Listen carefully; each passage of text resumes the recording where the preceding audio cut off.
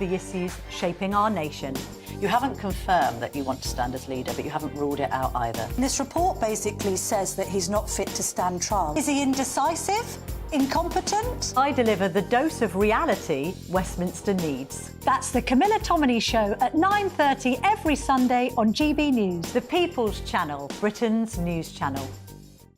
Hi there, I'm Michelle Dewberry and I'm going to take a second to tell you all about my show, Dubes & Co. We start off with the issues of the day. We then bring in both sides of the arguments. We get rid of the disrespect. And then you throw me into the mix. And trust me, I'll tell it exactly how it is. And then, of course, the magic ingredient, you at home. We mix it all together and what have we got, in my opinion, the best debate show in town.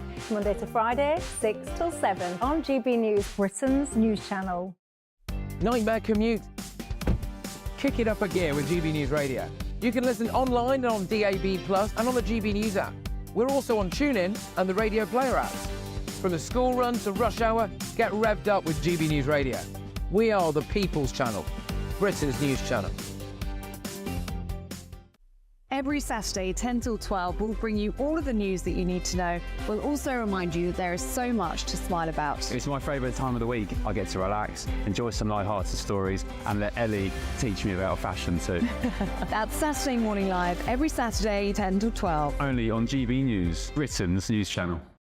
We're proud to be GB News, the People's Channel. And as you know, we always love to hear your views. Now, there's a new way of getting in touch with us at gbnews.com/your say. By commenting, you can be part of a live conversation and join our GB News community. You can even talk to me, Bev Turner, or any of the members of the GB News family.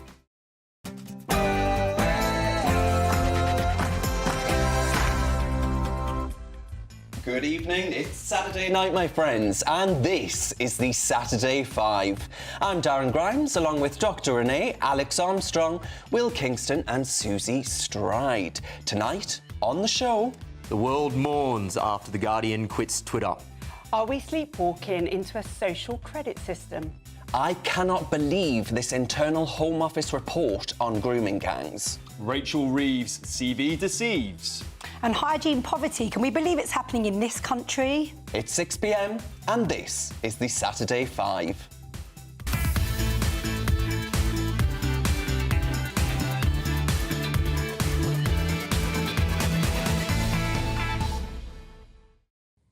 A very warm welcome to the Saturday 5, but my friends, before we kick off tonight's show, I've got a confession. I only just watched the original Gladiator for the first time last night. I know what you're thinking, Grimesy, you have quite the Friday night. Turns out Russell Crowe's Maximus wasn't the only one fed up with corrupt politicians. I tell you, if he'd lived in 2024, he'd have his work cut out for him. Lies about pensioner Heaton, council tax hikes and a man richer than Croesus dishing out designer outfits to members of Parliament. It's enough to make even a Roman member of the Legionnaires chuck his helmet out in frustration. It's a cracking film, though. I enjoyed it. I must say, I did enjoy it. Blood battles and backstabbing, essentially. It reminded me of an episode of the Saturday 5. An overbearing dictator presiding over 150 days of bloodthirsty games. Well, we ain't got that many. We've got 52 of those each year, right here on this very show. So for tonight's entertainment, you will be entertained, we're going to cast the panel. Dr. Renee is Maximus fighting valiantly against the madness in the NHS and their system that'd make even the Romans blush. Will Kingston, Proximo, bringing about some Aussie grit and survival smarts to the fray. Alex Armstrong is Quintus, loyal, strategic, but always keeping a sharp eye on the action, ready to pivot when the chips are down. Watch out for him, folks. And then the Susie Stride. She's going to hate me for this. Susie's so woke, she probably demanded pronouns on Roman legion shields. She's the senator who cheer for open borders at the gates of Rome and argue that the Colosseum needs diversity quotas and cancel anyone who dares to say the emperor's got no clothes. Forget fighting lions, Susie'll be fighting for problematic speech. Let the games begin, my friends.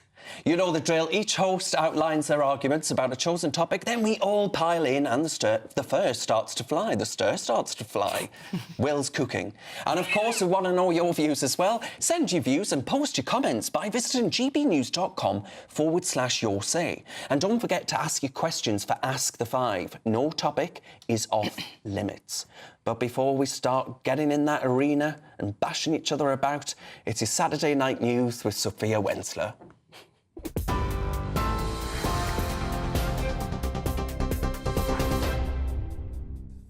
Darren, thank you. It's just gone 6 o'clock. These are your headlines from the GB Newsroom. Kemi Badenoch has described a police investigation into a journalist's year-old tweets as absolutely wrong amidst a row over free speech. The Conservative leader told The Telegraph that people should stop wasting police time on trivial incidents, while urging the government to review laws around non-crime hate incidents. Telegraph journalist Alison Pearson was visited by Essex Police on Remembrance Sunday over allegations that a deleted social media post incited racial hatred. Meanwhile, former Prime Minister Boris Johnson compared police action to that of the Soviet Union in the last century. The Prime Minister has told the Welsh Labour Conference that Wales carried the torch for 14 years to show the change Labour can deliver, but has now hailed a new era of opportunity with Labour governments in both Britain and Wales. Sir Keir Starmer promised a partnership with Wales's First Minister, Ellen Ed Morgan, to tackle NHS waiting lists and invest in industry. Welsh Labour won 27 out of 32 seats in the last election, kicking the Tories into oblivion with no seats. Meanwhile, farmers have descended on the conference in protest over changes to inheritance tax. With trailers and tractors leading the way, farmers were escorted by police en route to the conference in Llandudno. In changes announced in the budget, farmers who pass on their land will have to pay a 20% tax on assets worth more than £1 million. The Prime Minister defended proposals, saying the government needs to keep explaining how it will work. Now, plans to force a referendum over the handover of the Chagos Islands could delay the treaty from taking effect until after US President-elect Donald Trump takes office. Lord Bellingham is leading a group of peers who plan to introduce an amendment to the treaty when it reaches the House of Lords to require a vote of Chagosians to approve it.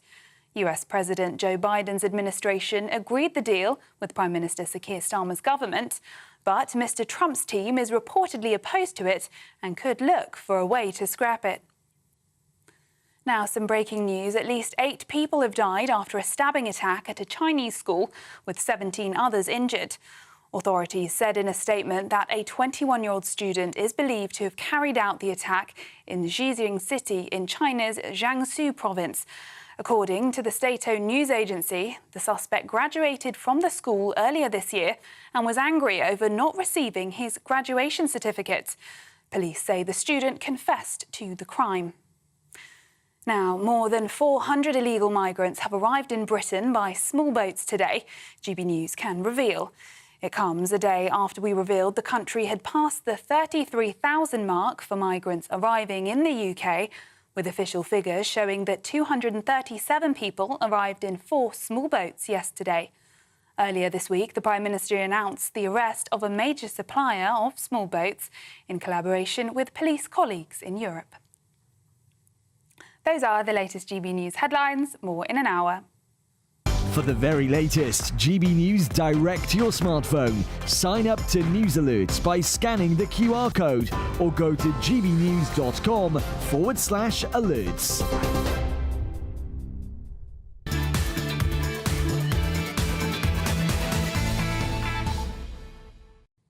Thank you, Sophia. My friends, it's Saturday night and you're with the Saturday Five. I'm Darren Grimes and I can promise that you're in for a very lively show. We'll crack on with tonight's first debate. Who wants to kick us off in the Colosseum? Me. Oh, well, we're all in trouble. Makes sense. OK, what an Orwellian world we live in. So this week, journalist Alison Pearson had the police knock at the door to accuse her of a non-crime hate crime. She wasn't actually allowed to know what the non-crime was or even who the accuser was. In fact, she was told in no uncertain terms that it wasn't an accuser, it was a victim.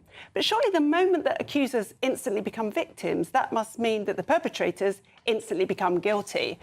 But not, that's not what the police say. According to the police, it's easier for them to police our tweets than it is for them to police our increasingly dangerous streets. Even more lunacy then appeared when we discovered that the police are intervening with 9-year-olds. So 9-year-olds in the playground now are not allowed to call a fellow 9-year-old a word that means stupid and rhymes with leotard. They're not allowed to tell a friend that they smell like a fish. Now, I know it's not nice and I know it's not kind, but the playground is a theatre of gladiatorial survival. It's where children learn how to behave, how to deal with each other, how to be resilient and what the real world is like. And you only need to look at young people today to see that they seem to have missed this teaching now. And we know why. Because the police are actually policing them into submission of their minds. Perhaps it's a deliberate plan. The elites are trying to eradicate the thing that they despise the most, free-thinking people. Let's face it, if they start with kids in the playground and they stop them arguing, teasing, debating, being unkind from time to time, eventually they will reach a point where they have adults like Stepford wives. And Stepford wives are very easily pushed into the next level of social credit systems. Too far a plan? I don't think so. I think it's where we're headed. Essentially, police are compiling a database of people with dodgy thoughts. And from there, when you have lists of people with dodgy thoughts, you know what happens next. We've seen it in China, we've seen it in Russia. The PM this week thinks that these registers of non-crime hate crimes are a good thing, that they are a crime prevention tool. I wouldn't agree. I think crime is murder, rape, child abuse. So don't just sit back and accept this. We need to fight back. We need to speak up. We need to say no. I'm going to start right now. Darren, has anyone ever told you have a mouth like a dog's puckered up bottom? No, they haven't. They've actually said far worse than that. I actually am the recipient, the owner of a non-crime hate incident. Oh. Yeah, I am. I interviewed Dr. David Starkey on YouTube, and they told me that they were going to arrest me and that for broadcasting the interview, it was on the Black Lives Matter moment and the madness that enveloped the country at that time. And so, yes, I have one. Well, there's a good chance we all have one. They don't even have to tell you that you've given it to you. And they've handed out 250,000 of these since 2014. That's insane, isn't it? I think it's really scary to see where we're going here, because if people are have some sort of police record, because this is a record of some kind, right? And they don't know about it. Oh, no, because if you do a proper background check, a DBS check... An enhanced DBS. You can find it and you don't get the job. But that's the thing, you wouldn't know. You wouldn't even know to tell the employer up front about the situation, right? But this is where lists go, lists of bad people. If you search that on someone's criminal background check, right, and they've said something like, I don't know, the woman that was just banged up this week for saying that a migrant was a tramp, right, that to me should not be a criminal offence. Of course it shouldn't be a criminal offence. It shouldn't even be a non-crime hate incident. So when you look at that and you were to see someone's got a non-crime hate incident on their report, you would think that they had lynched a black person or something like that, or vice versa. No, just think this is really interesting, obviously, because you're obviously on the left, Susie, as well. I want to know, because it didn't seem like this took place under the Tory government. I mean, I'm sure it did. Although it seems like the prevalence of it has all of a sudden become very spectacular. Right? And that more interestingly, undercut Tory government. Yeah, I think unfortunately this is something that's gone on. Before Labour came in, which only a few months ago. I think my big thing on this is, there are so many crimes that are not being dealt with. Do you know what I mean? Like, there are people that live in poor areas where they've got actual crimes going on, which are really, devastating people's lives. And then you've got police resources going into this. And I think that there's two things here. There's some of what you're saying there, where you're policing faults and freedom of speech. And I'm not saying sometimes there aren't things going on that are problematic. But for me, almost the bigger issue is the injustice of there are people that have terrible antisocial behaviour, things that are actually affecting their ability to live their lives, and the police aren't dealing with that. And for me, that's the bigger injustice here. Well, as a supporter of the Labour Party, though, when Sir Keir Starmer was Director of Public Prosecutions, he wasn't exactly known for his penchant for defending freedom of expression. Do you think it's going to get worse under this government? I don't think so. I don't think. Look, we've been in government we've been in government for 4 months. Do you know what I mean? 4 months. You've been busy. And this came in. This came in under the Tories, and I actually came in on GB News to debate about this. Susie. Right. So, firstly, the Prime Minister this week has actually said it's no big deal, and he really did just push it away and say actually it's a good crime prevention measure. And Yvette Cooper is known for wanting to be authoritarian, and it worries me that she actually has relaxed these rules and told the police, go for it. But Will, one thing I spoke to you about earlier today, don't worry, it wasn't that conversation, was about the fact that the College of Policing, which puts forward these guidelines, the Tories brought that in under David Cameron, so you cannot blame Susie's lot, if I can put them that way. Yeah, I agree. It's the same with boats, it's the same with net zero, it's the same with freedom of speech. That rubbish Tory government was soft-left version of they were a soft-left government. Guys, here's the thing, and I think we're glossing over this. This was a 9-year-old child. A 9-year-old child is being bullied by the police for something he said in the playground. Like, I think with all this woke authoritarian nonsense, there are surreal, shocking moments that wake up the public. On the trans thing, it was women getting belted by men in sport. In COVID, it was seeing protesters during that period of time. I hope this is the moment where people wake up on this issue. I really do. I hope so too. I hope so too. A clarion call from Dr. Renee. Right, still to come tonight, my friends, we'll debate a leaked Home Office report which brands the scourge of grooming gangs as a right-wing extremist grievance narrative. Honestly, nothing can make my blood pressure go higher. But next, as Rachel Reeves is accused of editing her misleading CV, is the Labour government already unravelling? Well, she might not be very good with the books, but she's good at cooking up her CV, it seems. You're with the Saturday 5 and we're live on GB News.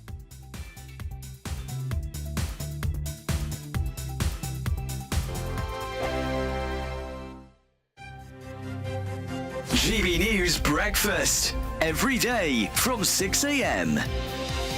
What do you think? Morning. I think we have failed young drivers as a society, and we need to train them better and train them earlier. I think that the idea of stopping them carrying passengers for 6 months is a good idea because you've got peer pressure within a car.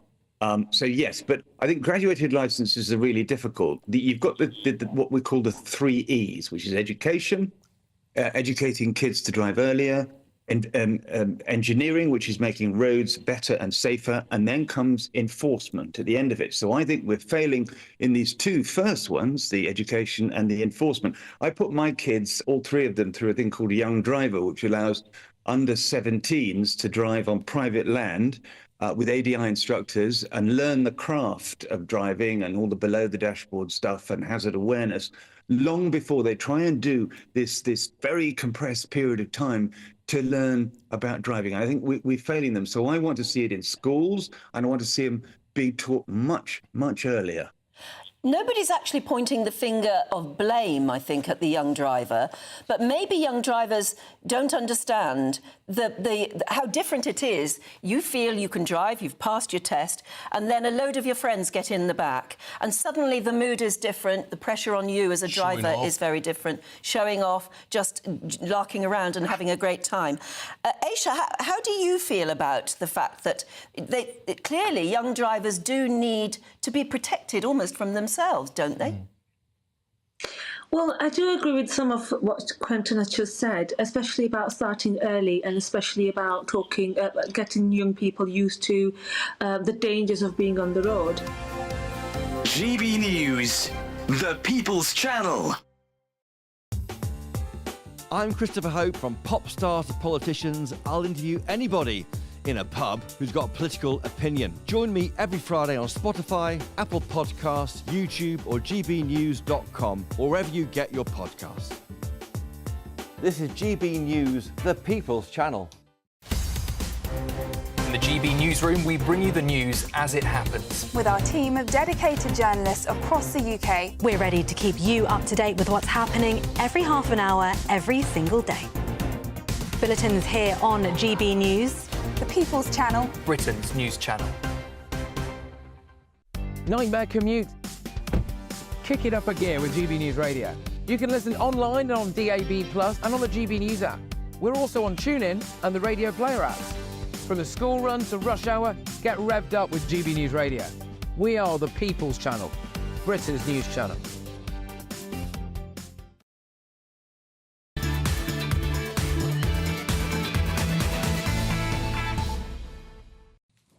Welcome back to the Saturday 5. What an exciting little intro there. On the wide. As always, thank you very much. She's very creative, this director, I tell you. She's on the sauce. No, she's not. As always, thank you very much for all of your messages. What have you been saying? Well, Andy wants to know, will someone ask who at the school called the police on a 9-year-old child? Exactly. You know, who actually put that complaint forward to the police force in order for it to be registered as a non-crime? I think some of these schools have been absolutely captured and infiltrated by these people who just want to prove a point. But also, you've got activist parents now as well. Yeah. You know, they're just as bad. They'll go home and call the police up. Yeah, that would be my guess. And there's a user whose emails I've never read out before called Grumpy Grandad. And he says, how come the cops investigate kids' name calling, but they don't turn up when someone breaks into your house or steals your car? Exactly. Well, I'll tell you, Grandad, it's because it's a hell of a lot easier to turn up at someone's house and tell them they've done a naughty tweet than it is to investigate reams of CCTV and all the rest of it to find someone who has robbed your hard-earned goods. And I tell you, the loads of shopkeepers in the country saying police do not look in to theft from their stores. And, you know, you go into a shop these days, all boarded up. It's up 10% this year, crime. We're looking like a shop in San Francisco, and that isn't a compliment to the Americans. Now, Stuart says, who else fears that by the end of this Labour administration, all of those on the right will either be dead or in prison? Well, Stuart, I hope not, both. because the Saturday 5 will be finished. There'll be no one to come on the... I'll survive. Just me. Susie 5. Or it'll be 5 lefties. Imagine. Oh, okay. Well, that's just the BBC, isn't it? Grumpy Grandad won't be tuning in if that happens. Right, OK. So, we've had Dr Renee in the Coliseum. She knocked a few people out. Who's going next? Yeah, I'm going to take this turn, Darren. So, look, it's abundantly clear that Labour lied through its teeth to get into power. We've had 19 weeks of scandal, lies and U-turns from this government. Just today, Ed Miliband's U-turning on his net zero policies. But none of this is as bonkers as another story that broke this week. During the Chancellor's Mansion House speech, Guido Fawkes reported that her LinkedIn had been updated. I wonder why. She had previously claimed that she was an economist at HBOS for 3 years.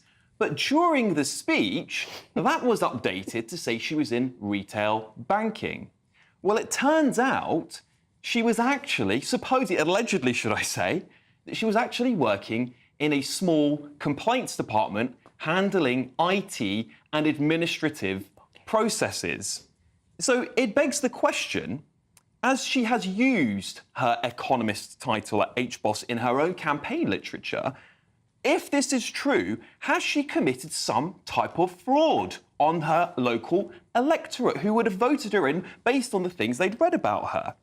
Now, of course, there's been a lot of scandal and lies in this government, but this is a really bizarre one. Should we have somebody who is clearly a charlatan and underqualified as Chancellor, the second highest office in our country? Should Rachel Reeves resign for this? Yes. Well, hang on. We need Susie to give us the Labour line, Susie. Yep, OK, I'm going to give you my Labour line, OK? First of all, I know Rachel Reeves very well, and she's absolutely lovely. Number two, you know, I may not agree with Kemi Badenoch. I may not like the things that she says, but I'm happy to respect that she's an intelligent individual, she's skilled and she's able. And I just don't like this kind of stuff. I just think it's like, you know, because I think she's very able. And you know what's fascinating? Double standards here, because I bet you guys are all OK with the fact that Donald Trump has just appointed a whole lot of people to roles who they don't necessarily have, you know, a CV that lines them up with that role. Now, you guys can argue there's other skills that put them in, and I'm happy to agree with that.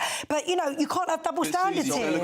It is, of course, you know, we reiterate that it is just reports from Guido, and there was allegedly a change on LinkedIn, Yes, right? correct. That's where we're coming from on this. But I mean, do you buy what Susie's saying? She's saying, hang on, Renee, leave her alone. She's a good woman, a good chancellor. Also, And who doesn't embellish their CV? You now know and then? what? I would buy that if we haven't seen since her budget the market's looking worse than Yes. when Truss crashed the economy.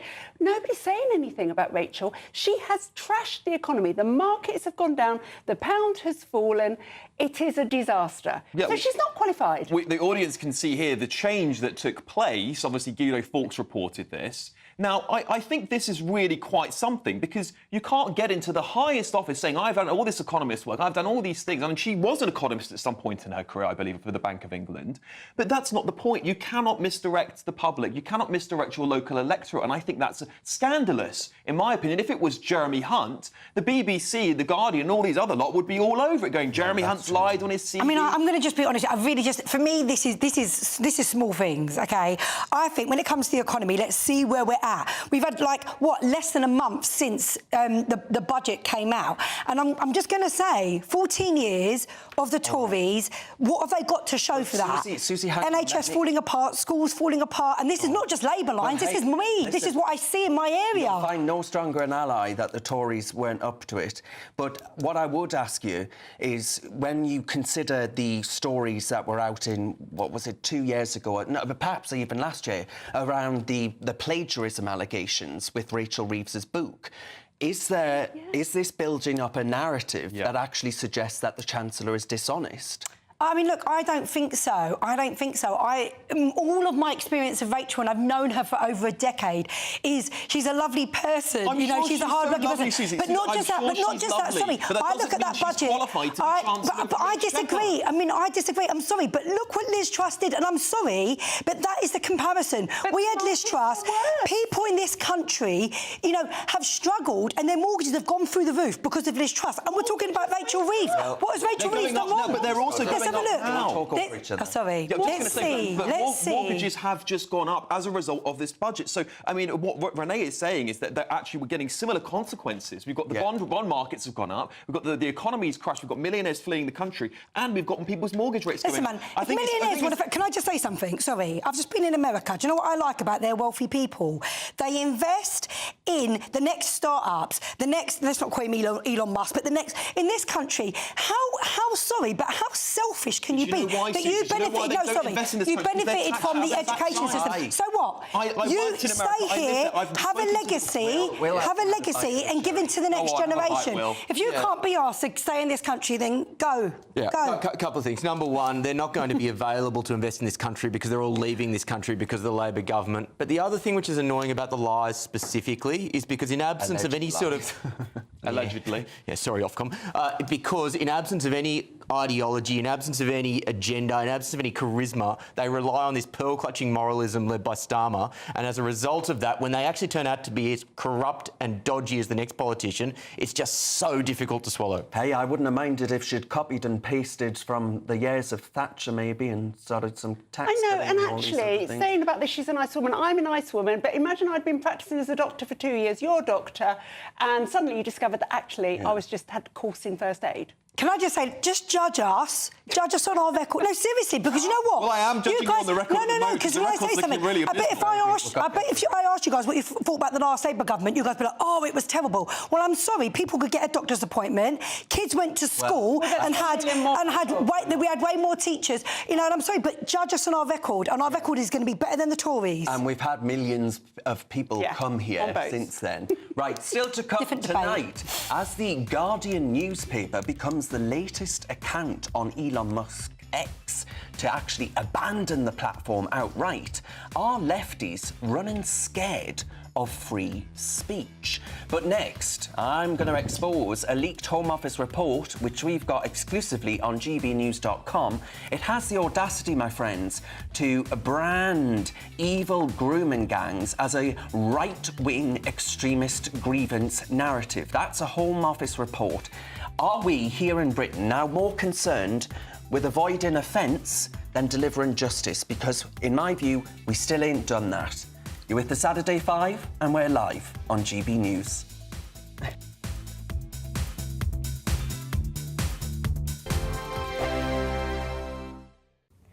Good evening. Welcome to your latest GB News weather from the Met Office. So the north-south split across the UK continues with some cloudier skies and some patchy rain in the south, but some colder and wintry weather further north. We do have a weather front situated across the southern half of the UK, continues to sink its way southwards through the rest of the day today, but those northerly winds bring us some colder conditions across parts of Scotland. We'll continue to see showers across the north and the west, and these likely to turn to snow and sleet over any high ground. Further south, though, that weather front continues to push its way southwards, leaving some clear skies to start the morning on Sunday across much of England and Wales, and quite widely a chilly start to the day on Sunday, temperatures widely in the low single figures, and some frost likely across parts of Scotland and northern England to start the day. Further south, though, generally quite a dry and bright start to the day once that weather front clears its way southwards. Some sunny spells across much of England to start the day on Sunday. For Wales, a little bit of a cloudier start, some outbreaks of patchy rain, and for Northern Ireland too, quite a bit of cloud around to start the day on Sunday. Northern parts of England into eastern parts of Scotland, though, a bright but chilly start to the day. Western Scotland continuing to see those wintry showers pushing in, and the northeast of Scotland as well, seeing those showers continuing through much of Sunday morning. Those showers again likely to turn to sleet and snow, particularly across any high ground of Scotland as we go through Sunday afternoon. Those cloudy conditions across Northern Ireland, and that area of rain continues to push its way eastwards into parts of Wales, the Midlands, into northern parts of England through Sunday afternoon. The south still holding on to some slightly milder air, so feeling pleasant in any sunshine here, but further north with those brisk northerly winds definitely feeling cold. That does mean a cold start to the day on Monday, those wintry showers continuing to pack in across northern parts of Scotland. But for Northern Ireland, Wales into northern parts of England, we see this area of rain pushing in, and where that meets that colder air, they're likely to see some sleet and snow over the hills.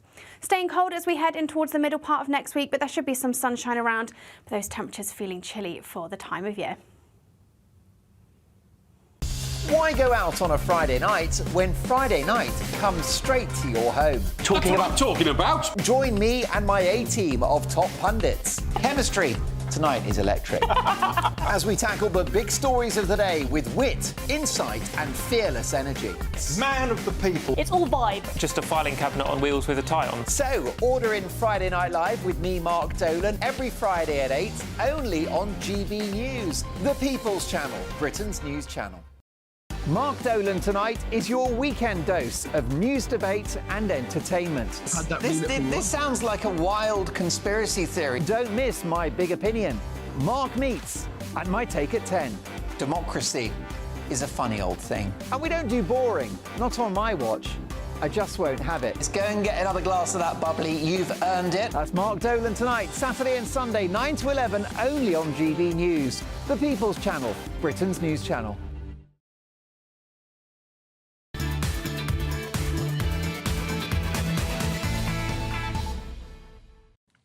Welcome back to the Saturday 5. As always, thank you very much for your messages about tonight's topics. gbnews.com/your say. One of our viewers says, but this screenshot that I've asked you to take is very convoluted.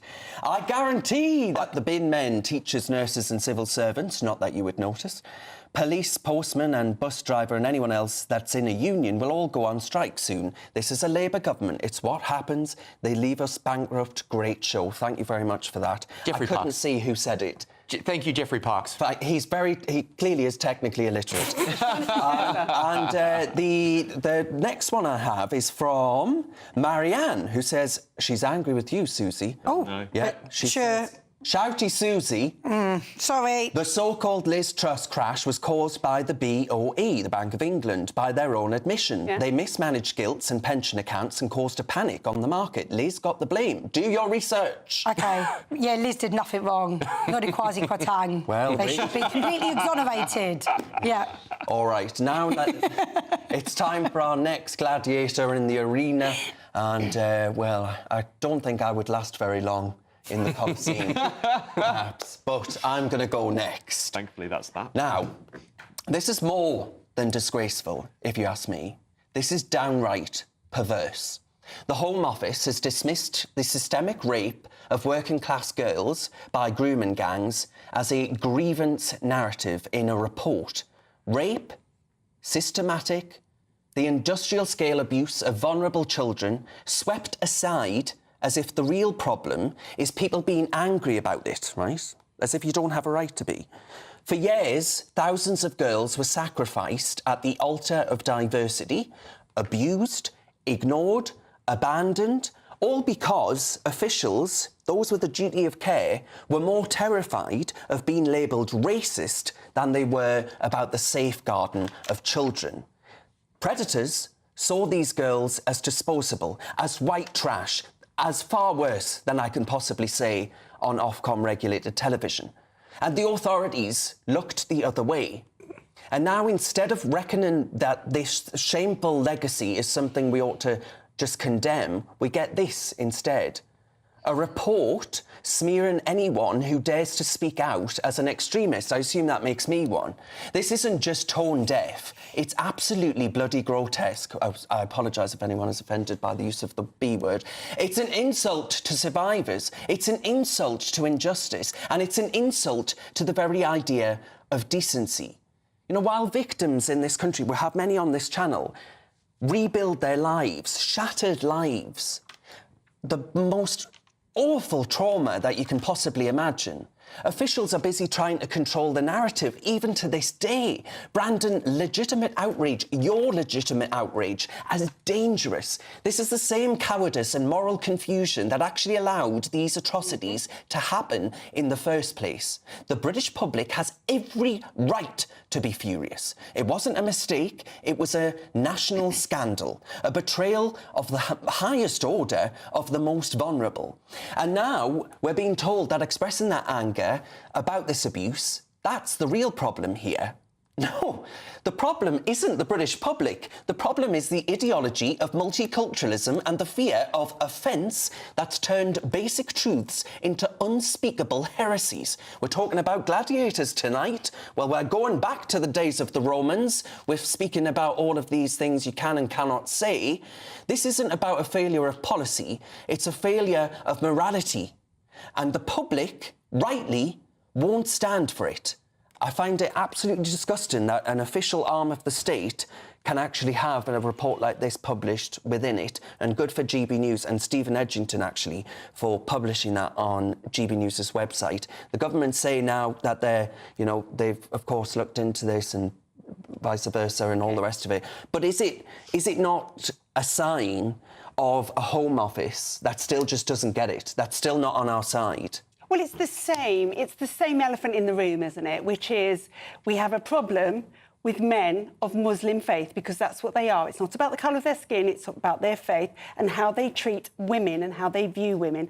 And Maggie Oliver, who exposed all of this, along with the Times journalist, tells me that in this country, as we sit here, these grooming gangs are at work on our young, white, vulnerable girls in every town and city, and we need to be outraged and we need to expose them. But the problem is, I think our Home Office, along with every other institution, is captured by this multiculturalism, and they use the word Islamophobia to shut us down. And now they're using the threat of non-crime hate crimes to shut us down. Yeah. Links back beautifully. Yeah, it does actually. That's a very good point, Renee. Yeah, that's exactly it. Our two stories intersect here, because if you have a regime that stifles speech, so you're not allowed to call out legitimate criticisms about a religion, not about race, about a religion, which is a choice. In that instance, people are too scared to call out these sorts of crimes. It's a really good point. I mean, Susie, do you welcome then the election of someone like Kemi Badenoch as leader of the Conservative Party, because she's actually said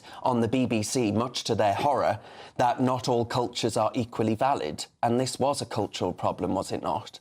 I mean, I think the report that you've just spoken of, or what's come out there, is completely appalling and wrong. We're talking about, I mean, I've actually worked with victims, seriously, of child abuse with children, and, tried actually to get people convicted and whatnot. And so there is also a big issue here of rape in this country and conviction rates being appallingly low. And just to say, the Labour Party actually have, or the Labour government have committed to I think it's 80 new rape courts, etc. So actually, I think this issue, we are going to deal with it. But there is, don't worry, I can hear we know there's a different issue here.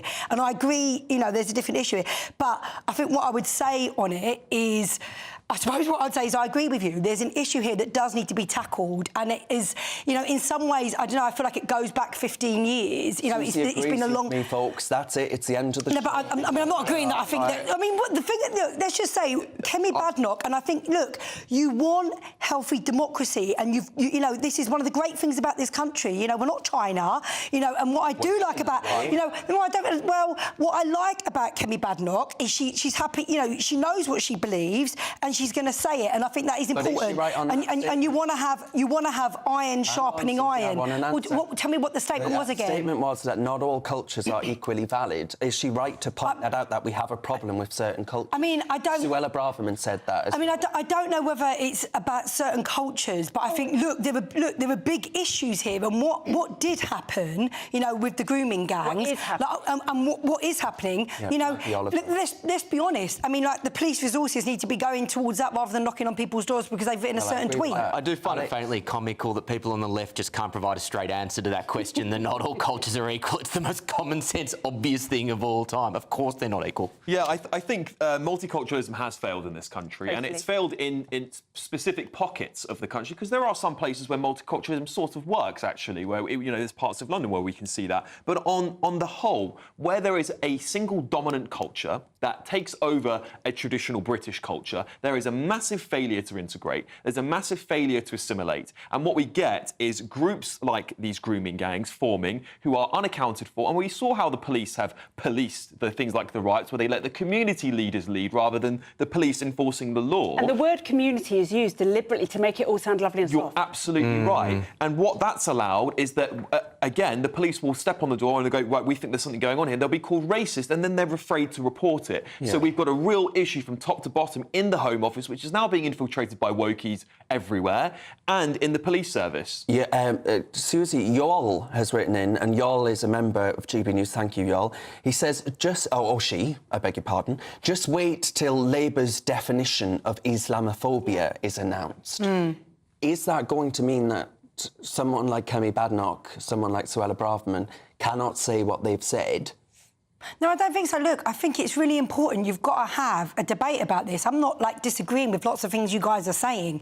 You've got to have a good debate about it. And look, ultimately, what happened in Rotherham, I mean, look, it disgusts us all. You know, it disgusts... And I hear what you're saying, that we've got it going on now. And I'm like, maybe we need to have a task force for it. Is there a task force for it? I don't know. I'm not an expert in this area. You've got to have something that deals with it. But what I'm saying is, look, having worked firsthand with kids that have gone through this, it is devastating, it is appalling. Like, for me, I felt my own anger and frustration that we couldn't get people convicted on it. I tell you what, make Maggie Oliver... Put her in charge. She's a hero in my eyes, an absolute hero. And she should be ahead of the task force if we have agree. one. And if there are these gangs grooming girls as we speak, they need to be outed now, whatever their culture. Yeah. All right, still to come tonight, the Guardian newspaper, or as I call it, toilet roll. It's become the latest account on Elon Musk's X to abandon the platform. So are lefties running scared of free speech? Are they sore losers? But next, with fresh reports of teachers washing students' school uniforms, is this a symptom of hygiene poverty or lazy parenting? You're with the Saturday 5. We're live on GB News.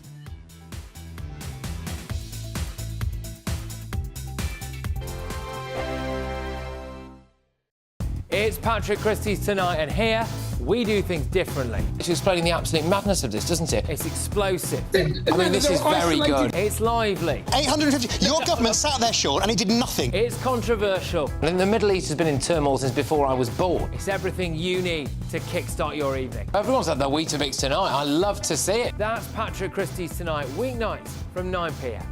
Only on GB News, the People's Channel, Britain's news channel. Britain's newsroom, weekday mornings from 9:30. Maria, potholes are the bane of everybody that uses the road, whether you're a car driver or a cyclist. As a cyclist, are even worse. How have we got into this situation where our roads are in such a bad state? Well, part of it is to do with actually our climate. In somewhere like, say, Sweden, like the snow will fall on the ground, it will stay there for months. Whereas here we've got what's called a freeze-thaw climate, where the water comes down, then we might have a cold snap and it freezes, and the water within the pothole will then expand and make the pothole bigger. Then we might have a mild spell, and then that process repeats. So, we do actually need extra funding to acknowledge the fact that, we just live in a climate where we're sort of particularly vulnerable to potholes. Why? I mean, the fact that this happens, these weather conditions happen, is no great surprise to anybody. Why has the problem been ignored for so long? I think what's happened is we've had short-term funding. So it's like, oh, there's a pothole, let's patch it up. Oh, there's another one, let's patch it up. But the patches aren't actually really that strong, so then they break down again. So, really what we need is to have roads completely resurfaced, and then they'll just be pothole-free for a very long time. And that really is how funding should be. That's the direction funding should go in, as opposed to just sort of dribs and drabs here and there. Do you think this government are going to be good for the motorist, or is there indeed a war on the motorist still? The different parties come in and they've all got different policies that they wheel out, then they cancel the policies, and then there's so much lack of transparency. Like, for example, with the pothole issue, sometimes the government, whichever government is in office, will do some big showboating about how they're going to give X amount of potholes, and you still think that sounds really good. GB News, the People's Channel. Welcome to State of the Nation, daily plunge into the stories shaping our country. I'm Jacob Rees-Mogg, and Monday to Thursday we bring you the insights, the facts, the truth about how our country is being governed. Because what happens in Downing Street matters down your street. Tune in to State of the Nation every Monday to Thursday, 8 to 9 o'clock. Only on GB News, the People's Channel, Britain's news channel.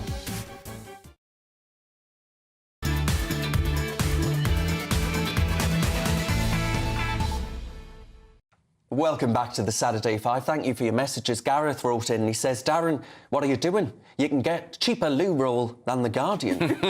Now, it's time for our next debate. Which one's next into the arena? I think it's me. Oh, hell hath no fury. OK, so we're talking about hygiene poverty, which I just can't believe in many ways that we're seeing this in our country. But this is a school in Blackpool where kids are turning up and teachers are having to wash their clothes because parents can't afford washing detergent, they don't have access to washing machines. And I've got personal experience of this. I worked in education for 20 years. I had kids that, came in and we had to buy deodorant for them because they couldn't afford it. We could just shrug this off, but actually, we want teachers to be focusing on teaching. We want kids to be able to come in. And actually, I think this is a broader issue, which you see in this article, which is about social exclusion, which impacts upon, kids' mental health. And actually, we want to live in a country. What makes this country great is kids from all backgrounds can achieve their potential, can do well. And we want to be able to remove all barriers. So I'm going to throw that out to our, 3 million in this country experience hygiene poverty. I think we could do better as a country. Renee, you're a man. I mean, this is unbelievable. So, when my mum, who's 81, was a child living in the East End with 6 kids in the house, no money at all. They all went to school clean every day. They all went with some sort of food in their bellies. You know why? Because her parents parented. This is just to say they don't have washing machines. Everybody has water, Susie, that comes out of the tap. Wash them by hand. It's your job. You're their parent. If you can't be bothered to do the basic things for your kids, don't have them. I mean, it's interesting because I think, that, in the 40, 50... Like, my mum used to go to Asda's, do night shifts and come home, look after the 4 kids that she had, again, in East London. But I think things are different now. Lots of parents, you've got people working 2 jobs, OK? They've got the cost of living crisis going through the roof. And so I don't think we can just put this on parents, because I'm sorry, but I just don't think we can. And I also don't think you've got parents in wealthy areas, having to deal with these issues. Are you honestly saying because parents are busy, they shouldn't wash their kids? No, I'm not saying that. I'm not saying that at all. We're not talking about washing. We're not actually talking about kids. We're talking about clothes. Their clothes. This point is about kids, but Colin says, I saw a report on this earlier.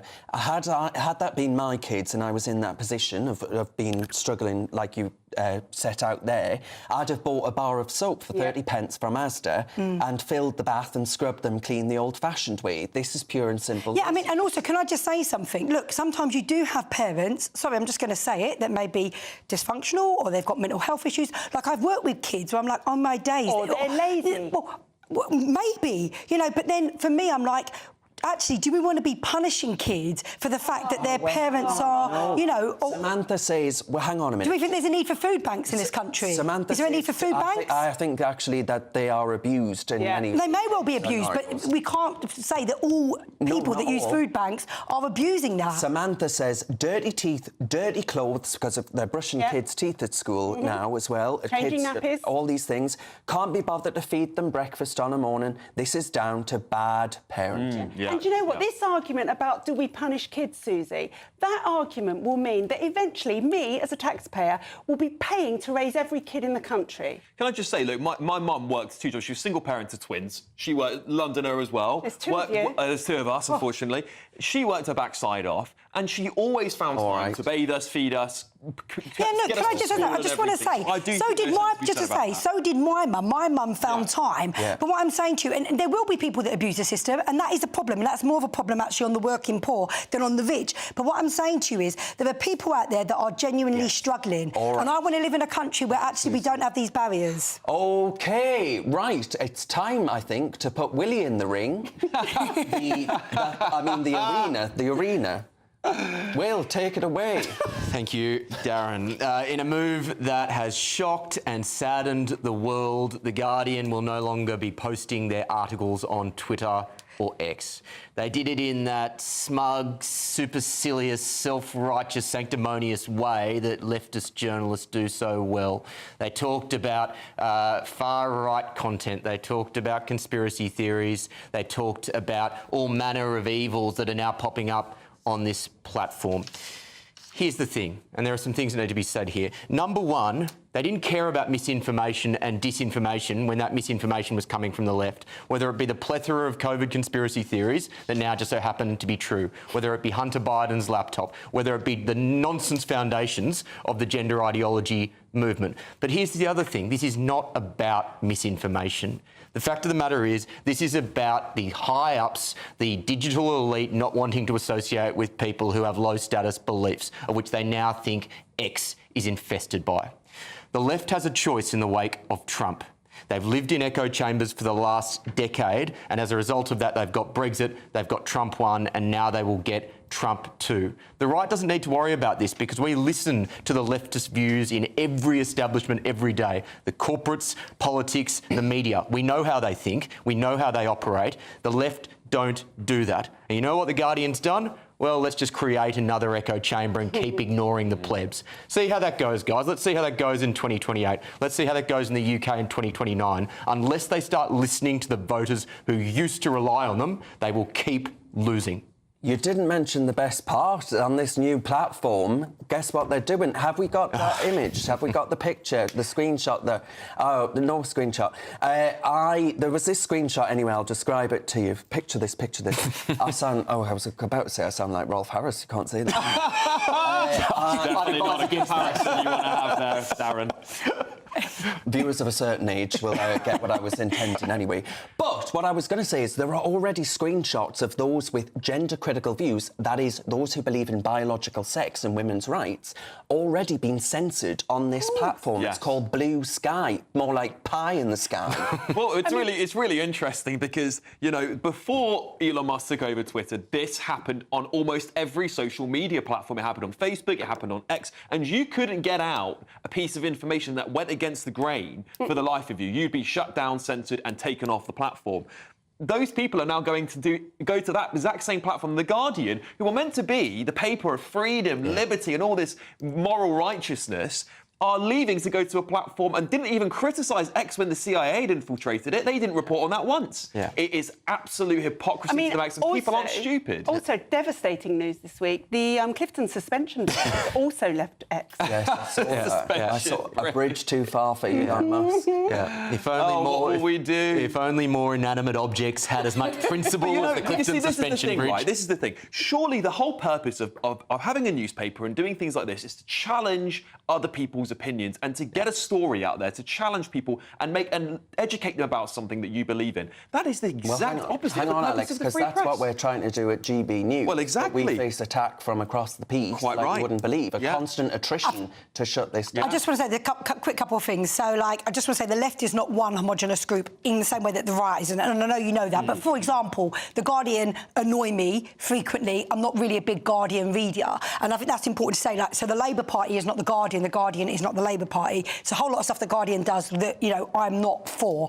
However, when it comes to Twitter, now I've used Twitter since I think 2011. Okay, used to absolutely love it, quite addicted to it. Blah blah blah blah. The thing that bothered me was when Elon took over. For me, it was just really simply my whole experience of it changed. Suddenly, for me, far more harassment, far more bullying, far more negativity. So, for example, I didn't change. It was like the whole platform changed. Well, no, wait a second. The algorithm changed. And so, no, but literally what I'm saying to you is I just don't want to use it, so I don't. So guess what I do? Susie, I use TikTok. I love TikTok. It may be the Chinese, but I love it. All right, is that not by virtue of you being on television more? No, this is before. No, this is before. And I just want to say, times that by 100, I've got loads of mates on the right and on the left who are just a bit like, this is not as good a platform as what it was before. Well, and it's not even about people disagreeing with me. On a technology perspective, because, you know, I understand some of this algorithm stuff, is what Elon Musk has done is he's stopped censoring people's opinions on this. Therefore, they're able to say what they actually think. Yeah.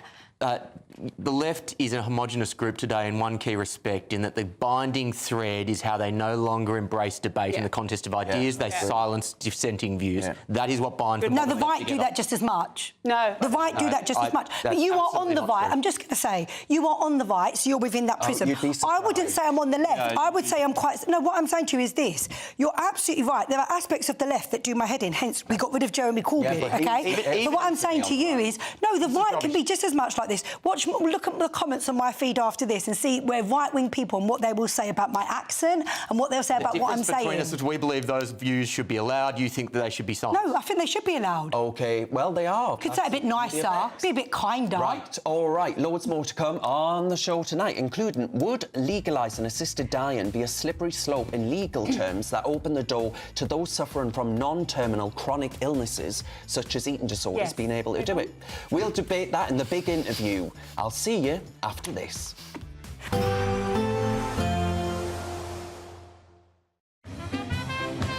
There will be a light breeze in the morning, leading to a warm front. Boxed heat pumps, sponsors of weather on GB News. Good evening. Welcome to your latest GB News weather from the Met Office. So the north-south split across the UK continues with some cloudier skies and some patchy rain in the south, but some colder and wintry weather further north. We do have a weather front situated across the southern half of the UK. It continues to sink its way southwards through the rest of the day today, but those northerly winds bring us some colder conditions across parts of Scotland. We'll continue to see showers across the north and the west, and these likely to turn to snow and sleet over any high ground. Further south, though, that weather front continues to push its way southwards, leaving some clear skies to start the morning on Sunday across much of England and Wales, and quite widely a chilly start to the day on Sunday, temperatures widely in the low single figures, and some frost likely across parts of Scotland and northern England to start the day. Further south, though, generally quite a dry and bright start to the day once that weather front clears its way southwards. Some sunny spells across much of England to start the day on Sunday. For Wales, a little bit of a cloudier start, some outbreaks of patchy rain, and for Northern Ireland too, quite a bit of cloud around to start the day on Sunday. Northern parts of England into eastern parts of Scotland, though, a bright but chilly start to the day. Western Scotland continuing to see those wintry showers pushing in, and the northeast of Scotland as well, seeing those showers continuing through much of Sunday morning. Those showers again likely to turn to sleet and snow, particularly across any high ground of Scotland as we go through Sunday afternoon. Those cloudy conditions across Northern Ireland, and that area of rain continues to push its way eastwards into parts of Wales, the Midlands, into northern parts of England through Sunday afternoon. The south still holding on to some slightly milder air, so feeling pleasant in any sunshine here, but further north with those brisk northerly winds definitely feeling cold. That does mean a cold start to the day on Monday, those wintry showers continuing to pack in across northern parts of Scotland. But for Northern Ireland, Wales, into northern parts of England, we see this area of rain pushing in, and where that meets that colder air, they're likely to see some sleet and snow over the hills. Staying cold as we head in towards the middle part of next week, but there should be some sunshine around, but those temperatures feeling chilly for the time of year. We can expect clear skies, leading to a light and warm day ahead. Lovely. Boxed Solar. sponsors of weather on GB News. This is the final week to grab your chance to win Christmas on Us this year. There's £20,025 in tax-free cash. There's £5,000 to spend on gifts for all the family. There's £500 to spend in your favourite supermarket. And a festively themed GB News goodie bag. We'll get it all to you in time for the big day. For another chance to win, call 0903 681 3232. Calls cost £2 plus your network access charge. Text cash to 63232. One entry costs £2 plus one standard network rate message, or text bonus to 63232. 5 entries cost £5 plus one standard network rate message. You can enter online at gbnews.com/win. Entries start from just £2, or post your name and number to GB09 PO Box 8690 Derby DE1 9TT. UK only. Entrance must be 18 or over. Lines close at 6 p.m. on the 22nd of November. Please check the closing time if listening or watching on demand. Good luck. GB News Breakfast. Every day from 6 a.m. Following the summer riots and the resurgence of far-right ideologies, the former Education Secretary told peers that reinforcing shared values is now more crucial than ever. So we're asking this morning, should we teach British values or would it be a step backward? Or how do you even start?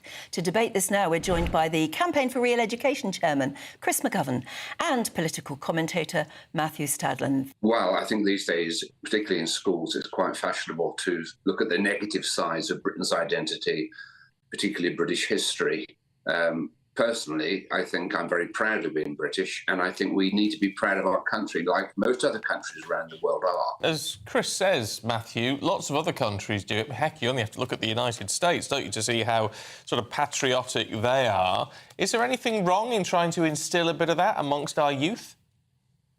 I'm just worried it sounds a little bit communist, Stephen, being told what it is to be British. I've got my own personal but very vague views of what British values might be: inclusivity, patience, being able to queue, decency, respect for democracy and the rule of law. But I mean, very many people will have different sets of values. Some people are racist. So are British values racist? You talked about the far right. I think we all know what the far right is. It's sort of violent, xenophobic racism. But if you have, say, I don't know, 3-4 million people in this country who might describe themselves as racist or far right, and they're British, or as British as you lot and as I am, does that mean those values get taught in schools? My worry is it's a little bit communist. GB News, the People's Channel.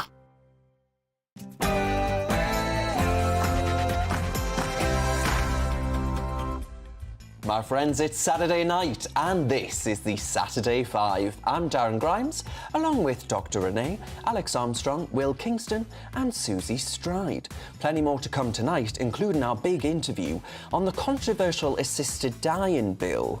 It's quite the conundrum, I think, for that party alone. And a Saturday scrap over the surging cost of issues caused by Britain's addiction to unhealthy foods. Is this more nanny state? It's 7 p.m. and this is the Saturday 5.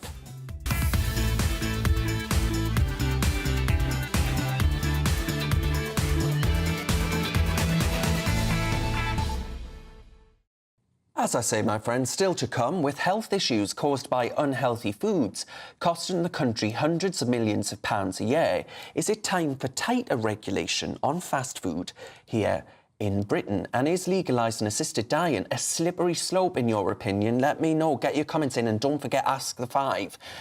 Could this lead to people with non-terminal illnesses taking their own lives? That's what we want to debate in tonight's big interview.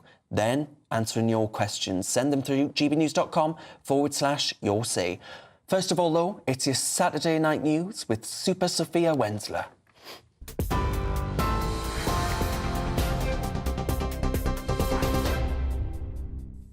Darren, thank you. Good evening. These are your headlines. It's just gone 7 o'clock. Kemi Badenoch has said hate crime laws must be reviewed to protect free speech after police launched an investigation into a journalist over a tweet. In an interview with the Telegraph newspaper, the Conservative leader said it was absolutely wrong for the police to visit any journalist's home simply because they had expressed an opinion. Alison Pearson is under investigation by Essex Police for allegedly stirring up racial hatred with a social media post made in November last year. Meanwhile, former Prime Minister Boris Johnson compared police action to that of the Soviet Union in the last century. Sir Keir Starmer has said he will defend the decisions made in the budget all day long amid anger from farmers over inheritance tax changes. The Prime Minister made the comments at his first speech as Prime Minister at the Welsh Labour conference in Llandudno. Meanwhile, farmers descended on the conference in protest over the changes to inheritance tax. In the changes announced in the budget, farmers who pass on their land will have to pay a 20% tax on assets worth more than £1 million. The Prime Minister defended proposals, saying the government needs to keep explaining how it will work. Plans to force a referendum over the handover of the Chagos Islands could delay the treaty from taking effect until after US President-elect Donald Trump takes office. Lord Bellingham is leading a group of peers who plan to introduce an amendment to the treaty when it reaches the House of Lords to require a vote over Chagosians to approve it. US President Joe Biden's administration agreed the deal with Prime Minister Sir Keir Starmer's government, but Mr. Trump's team is reportedly opposed to it and could look for a way to scrap it. Back in the UK, a woman's body has been found in the boot of a car in East London. Detectives said a murder inquiry has now been launched into the suspicious discovery in Ilford. The woman, who has not been named but is from Corby in Northamptonshire, may have been a victim of a targeted incident, according to the police. To Europe now, where Germany's Chancellor has challenged Vladimir Putin over what sources describe as a grave escalation of the war in Ukraine. Olaf Scholz spoke to the Russian president for more than an hour, ending the Western isolation of the country in the place since 2022. The Chancellor condemned Russia's invasion of its neighbour while criticising the deployment of North Korean troops to the conflict, promising to continue supporting Ukraine until it can achieve a just and lasting peace. Meanwhile, Volodymyr Zelensky has said Ukraine must do everything to ensure the war ends next year through diplomacy, adding that the war will end sooner with Donald Trump as president. Those are the latest GB News headlines. More in an hour. For the very latest GB News direct to your smartphone, sign up to News Alerts by scanning the QR code or go to gbnews.com/alerts.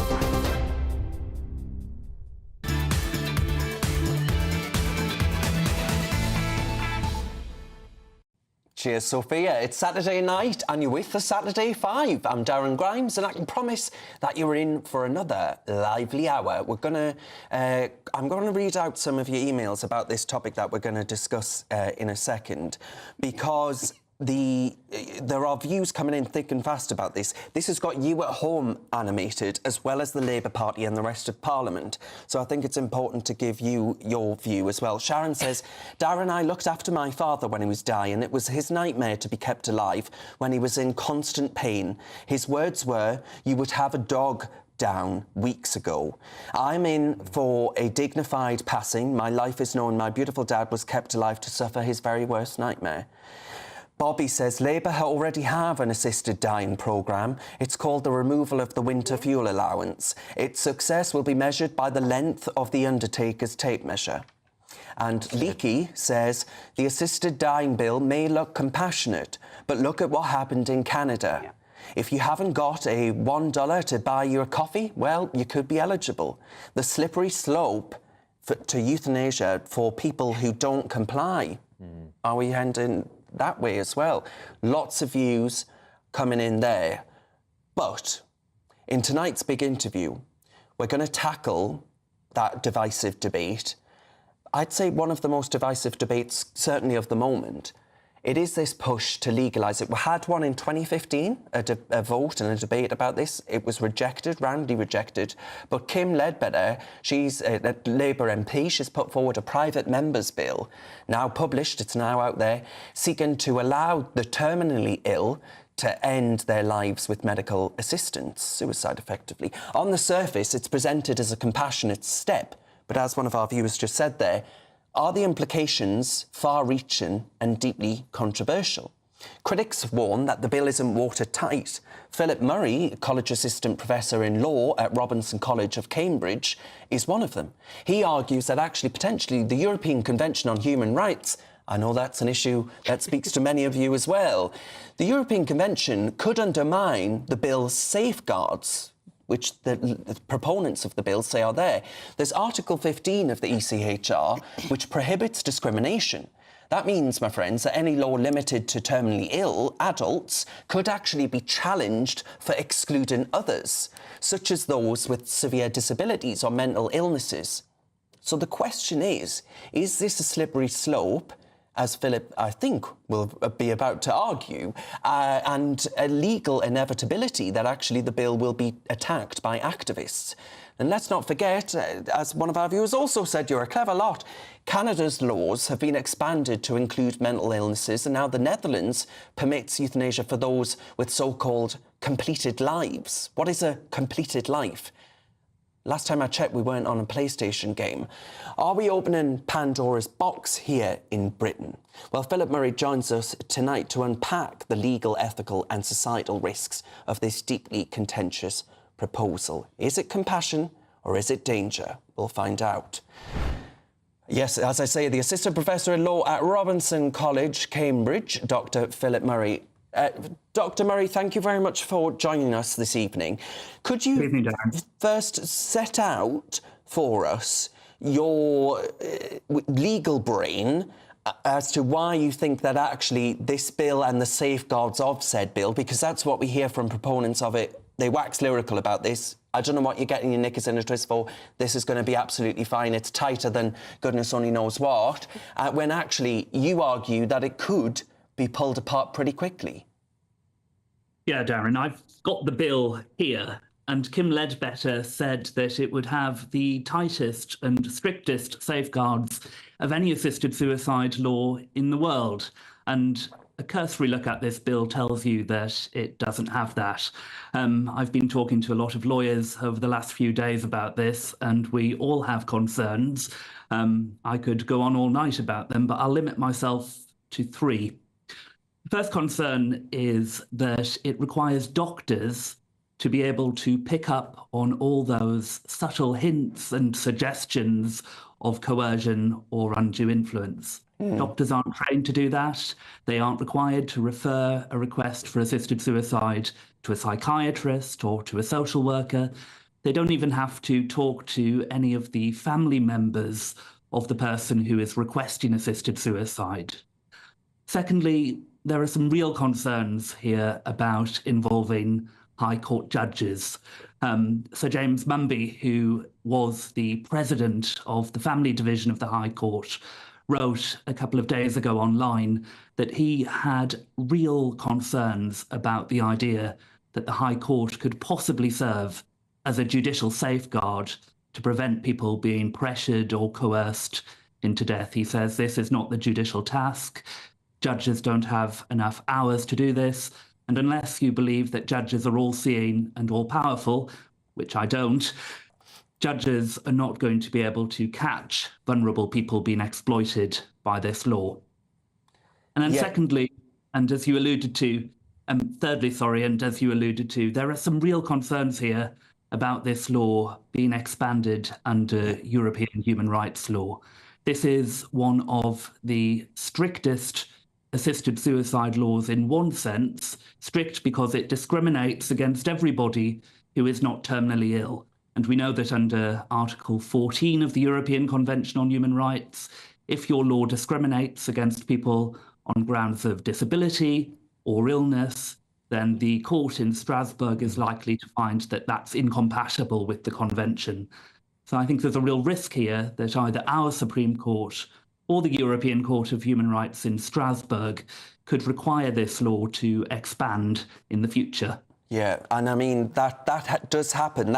Correct me if I'm wrong, but there is already case law in that happening within the ECHR itself in other countries. Well, or even within this country. Yeah, so no Strasbourg court has found or required another country to expand its assisted suicide laws. But that's because other European countries' assisted suicide laws are already much, much broader than this one. The real risk, if you read the case law of the European Court of Human Rights, is that when it comes to a law as strict as this, that it's likely to expand much further. And indeed, you mentioned Canada before. It was the Canadian courts that required Canadian assisted suicide laws to be expanded well beyond their initial brief, including to the mentally ill. I think that's a really interesting point, because I know that a lot of our viewers are very animated about the judicial activism, especially when it comes to the European Court. And the idea that this bill would be expanded in such a way goes against what people are, in good faith, I believe, voting for it and supporting it on. But Wes Streeting actually said, who is the Health Secretary, said that there was a chilling slippery slope argument if people felt compelled to end their own lives as a cost-saving measure, right? So actually you get into those arguments as well on a more, I guess you would argue, philosophical argument, really, that our lives, can you bring them down, reduce them to pound and pence? Renee, Dr. Philip, is a GP. So, Renee, I wonder if you've thoughts on what you've heard there. Yeah, I think everything that you've said, Philip, concerns me greatly. As a GP, I see the elderly feeling like they're a burden on the people around them.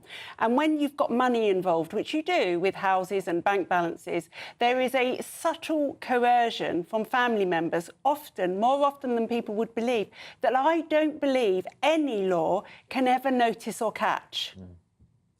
No, I think there's a real worry here as well that whoever the doctor is who's asked to sign off on assisted suicide, first of all, they can bring the topic of assisted suicide up before the patient does. We can imagine circumstances where the patient is told that they will have a long wait for a hospice bed, for example, and there's nothing to stop the doctor then asking whether they have thought about assisted suicide. But as you say, most coercion can come from family members and loved ones, and there's no requirement in the law that doctors speak to those family members or loved ones, or that the court hears evidence from them. There's also, of course, the issue that a lot of coercion in these sad cases come from the patient themselves. And the law isn't concerned with that at all. If I read it, it talks about pressure put on the patient from outside the patient, from another person. It doesn't ask about all the pressure that patient might put on themselves. And when finances are tight, when people feel like a burden, when already we're told to safeguard the NHS in so many ways. Yes, exactly. That's a real danger.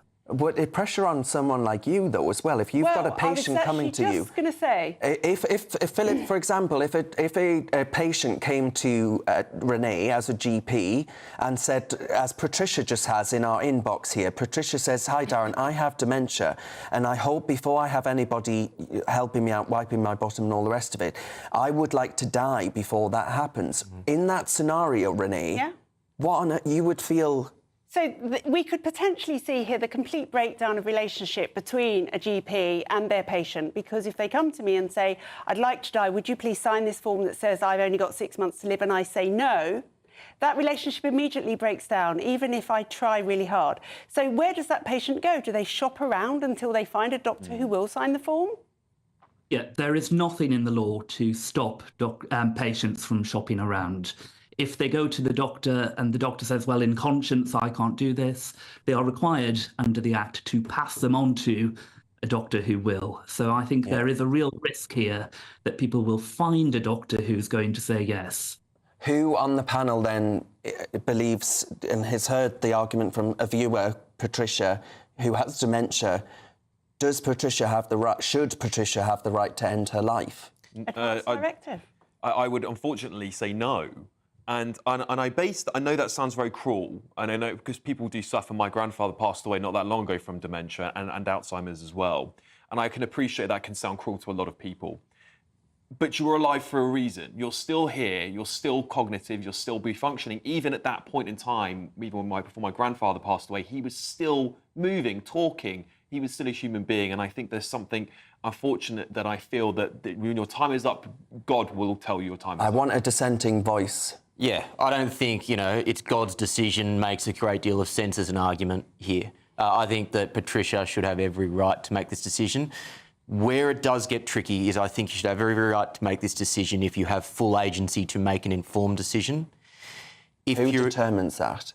Well, this is the tricky part, and I concede that if you have dementia, there is an argument to say that you can't make an informed decision at that point. So that is where I struggle with this. We're running out of time. On principle, I agree with it. Susie, can I get your view on that? I mean, I'm going to just say, look, if I was an MP, I would be voting against this for all the concerns that other people have said. And look, I have great compassion, but... Can I say one thing? Yeah, of course. I don't believe that because of Patricia, as sad as it is, we should risk people being coerced. It's as simple as that. And if this law allows people to be coerced, then it mustn't stand.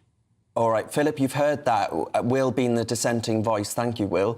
And Patricia, of course, being a dissenting voice in and of itself. Are you denying someone like Patricia of her agency and her right to determine the way she lives her life, or doesn't live her life? Well, I would say that Kim Leadbeater's bill is denying Patricia, because if she has dementia and she can't form a decision with full capacity, with less than 6 months to live, she won't be able to take advantage, so to speak, of this law. But on the more serious point, the law all the time has to make this really difficult calculation between respecting the autonomy of people and limiting autonomy of some to protect the most vulnerable in society. I mean, this is literally as high stakes as it gets. Yeah. It's a life and death situation. Yeah. So I would say that, the blanket ban that we have at the minute is proven not to cause people to receive assisted suicide assistance, and I would hope that we could stick to that. All right. Dr. Murray there, Dr. Philip Murray of Cambridge, Robinson College in Cambridge. I couldn't get that out there. Thank you very much for your time and for your insight there.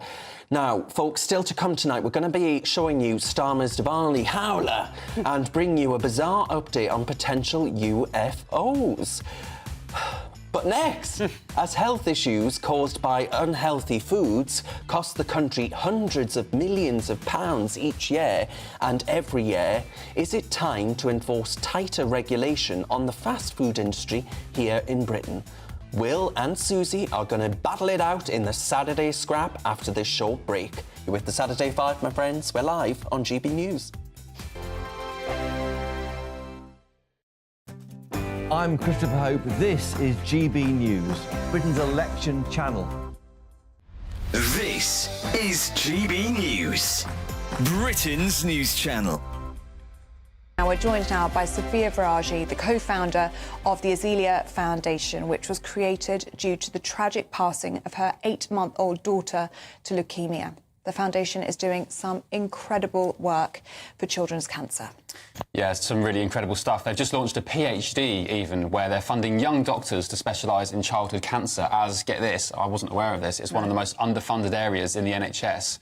So not many sectors choose to go down that route, unfortunately. The charity, the foundation, have donated over £1 million worth of equipment to hospitals as well, and we're delighted to welcome Sophia. You've turned a tragedy and grief into triumph, I guess, and something so inspiring. Just tell us about that. Do you recognise that in yourself and the work you're doing? Yeah, I'm here to always honour my daughter and to always continue her name, her legacy, and to support all of these other children fighting against childhood cancer. It was all over social media. I mean, you were, at one point, probably one of the most famous families in this country because of Azealia and Azalia's fight. When you look back now at that time, does it give you comfort that you had so many people behind you? Absolutely. The community that we have got, the humanity that we've seen in the UK and all around the world, in fact, has really touched my heart. And that kindness, love and support has always been the backbone of carrying me through this, to give me hope, to give me belief, and it still inspires me and encourages me till today to continue to do that, to show that light, to show that courage and bravery. GB News, the People's Channel. I'm Christopher Hope. From pop stars to politicians, I'll interview anybody in a pub who's got a political opinion. Join me every Friday on Spotify, Apple Podcasts, YouTube or gbnews.com, or wherever you get your podcasts. This is GB News, the People's Channel. Join me, Nana Akwe, for an informative, interactive news programme with a difference. It's fun.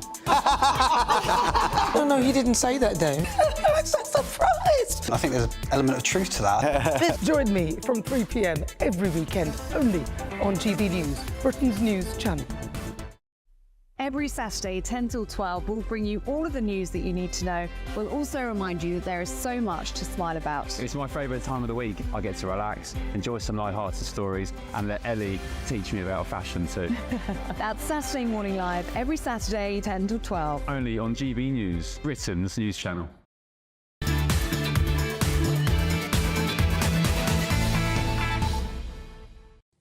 Welcome back to the Saturday 5. No one has been harmed in the arena just yet. As always, thank you very much for your emails about tonight's topics. Richard actually emails in and says, my mother had dementia. I can't say she was the one that suffered. And, all of this just gets really quite That's a difficult really interesting territory. point, though, isn't it? Because what if the relatives feel that they're suffering too much? Yeah. There's so much in it. There is, and it crosses party lines. There's no real politics here. It is just an opinion, and that's a really difficult one for Parliament to navigate. And Willie says, I never usually like Susie, but she's amazing tonight. Oh, thank you. It was Will.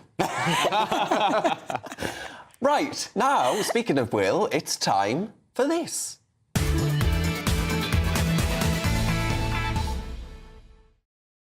Yes, indeedy, tonight's main event. I've been selling tickets all day. Ding, ding, my friends. Seconds out. It's time for the Saturday Scrap. In the red corner, we've got Susie fighting for greater regulation of food to tackle the 268 billion quid cost to the UK in unhealthy eating habits. And in the blue corner, it's the Blue Willie, standing firm for personal freedom and pushing back against yet another nanny state jab at our choices. Willie doesn't like a jab. Is this about saving lives and slimming down NHS costs, or just another excuse to meddle in your fry-ups and your chocolate bars?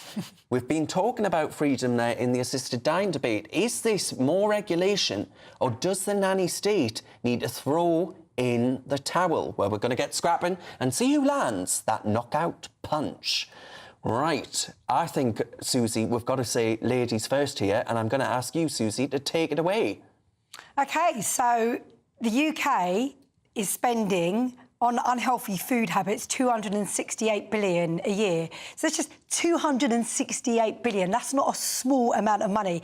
And this is spending by the NHS, spending on social services, tackling the impact of diseases on people's lives, and then also low productivity. So this is people that can't go to work because of not just any old sickness, but directly diet-related sicknesses. So my question would be, surely this is a massive waste of taxpayers' money, and basically what you're getting is these big companies are making huge profits off the back of, again, taxpayers who are having to, like, put their money into the NHS and other things because of the big problems, the health problems caused by the unregulation of this market. And so already we're going to have a ban on junk food advertising before 9 p.m, great. We're going to have energy drink sales to under 16s banned, great. But I think we need to go even further regulation on the food industry.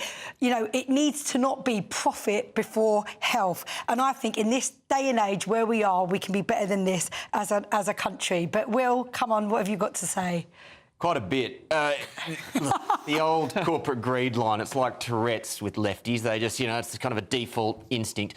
Look, let's start with the actual underlying basis for this case, which is that $268 billion number. It is a nonsense number.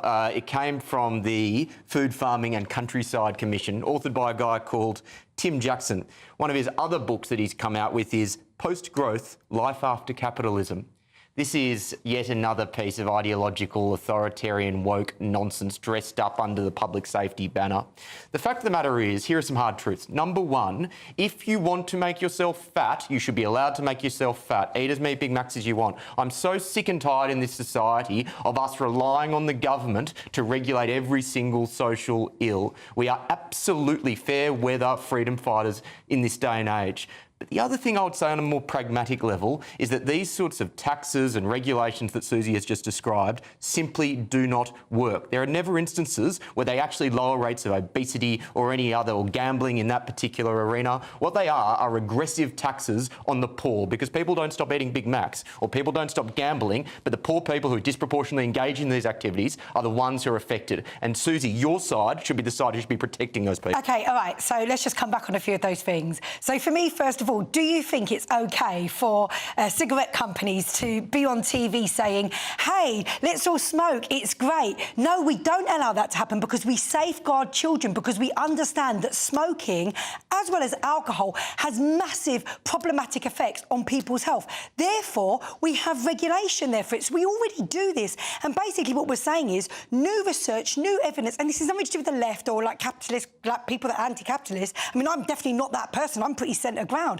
This is just, these are the facts. This is the evidence. And actually, we don't want, we've got an obesity crisis in this country. And I just don't think poor people's taxes should be going towards spending on this. We've got all these people having these injections, which are then they have to do for life. So look, this is just common sense. And this is basically saying, actually, in the same way that we have those safeguards in place against, advertising companies, with cigarette smoking, we're basically saying, actually, we're going to safeguard kids against, over-processed foods and the impacts now that even has on the increase of cancer. Yeah, there's no evidence that this sort of advertising actually encourages more people to smoke or to drink. It may actually have an impact on changing brand behaviour. So someone may be more likely to, say, drink a Heineken as opposed to an Asahi. But there's actually very little evidence to say that it increases this sort of behaviour. This is simply more nanny state nonsense. All right. I've got a couple of questions. I will bring in Dr. Renee. But Linda says, Susie, this is connected with the clothes washing and hygiene. Healthy eating is easy, lazy to eat fast food.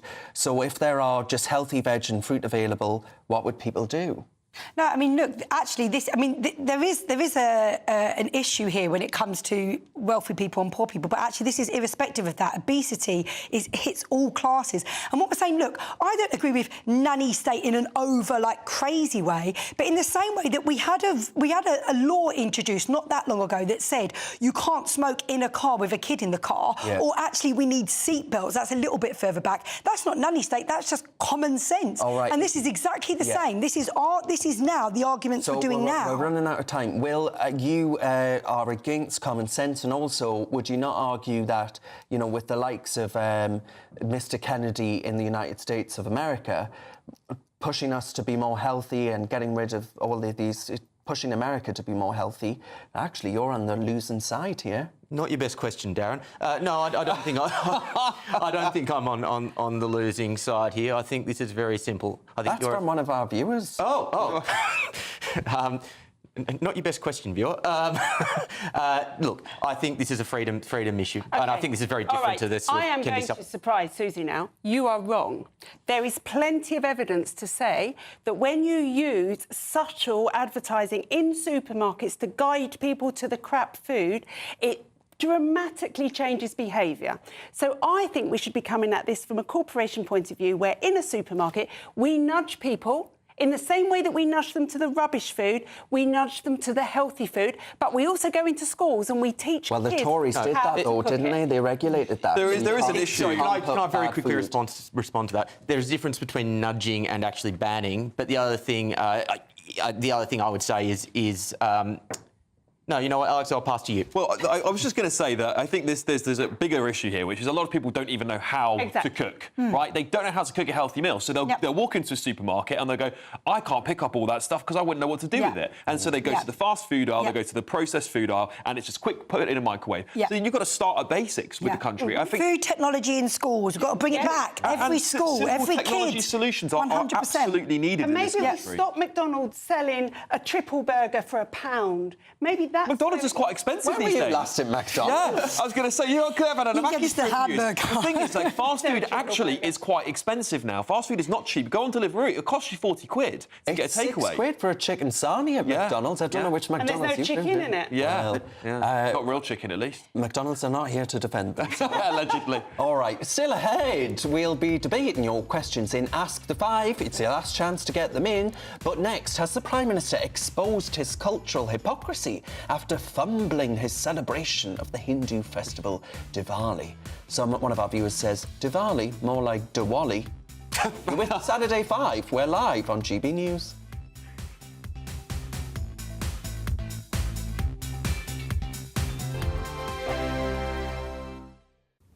Good evening, welcome to your latest GB News weather from the Met Office. So the north-south split across the UK continues with some cloudier skies and some patchy rain in the south, but some colder and wintry weather further north. We do have a weather front situated across the southern half of the UK, continues to sink its way southwards through the rest of the day today, but those northerly winds bring us some colder conditions across parts of Scotland. We'll continue to see showers across the north and the west, and these likely to turn to snow and sleet over any high ground. Further south, though, that weather front continues to push its way southwards, leaving some clear skies to start the morning on Sunday across much of England and Wales, and quite widely a chilly start to the day on Sunday, temperatures widely in the low single figures, and some frost likely across parts of Scotland and northern England to start the day. Further south, though, generally quite a dry and bright start to the day once that weather front clears its way southwards. Some sunny spells across much of England to start the day on Sunday. For Wales, a little bit of a cloudier start, some outbreaks of patchy rain, and for Northern Ireland too, quite a bit of cloud around to start the day on Sunday. Northern parts of England into eastern parts of Scotland, though, a bright but chilly start to the day. Western Scotland continuing to see those wintry showers pushing in, and the northeast of Scotland as well, seeing those showers continuing through much of Sunday morning. Those showers again likely to turn to sleet and snow, particularly across any high ground of Scotland as we go through Sunday afternoon. Those cloudy conditions across Northern Ireland, and that area of rain continues to push its way eastwards into parts of Wales, the Midlands, into northern parts of England through Sunday afternoon. The south still holding on to some slightly milder air, so feeling pleasant in any sunshine here, but further north with those brisk northerly winds definitely feeling cold. That does mean a cold start to the day on Monday. Those wintry showers continuing to pack in across northern parts of Scotland. But for Northern Ireland, Wales, into northern parts of England, we see this area of rain pushing in.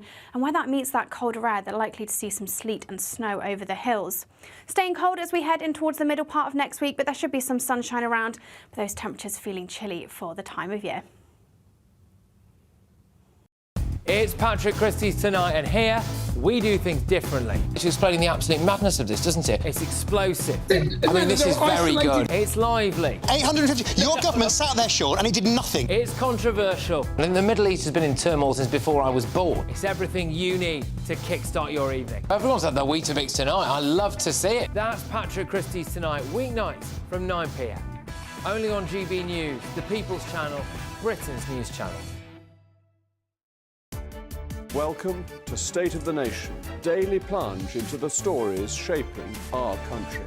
I'm Jacob Rees-Mogg, and Monday to Thursday we bring you the insights, the facts, the truth about how our country is being governed. Because what happens in Downing Street matters down your street. Tune in to State of the Nation every Monday to Thursday, 8 to 9 o'clock. Only on GB News, the People's Channel, Britain's news channel.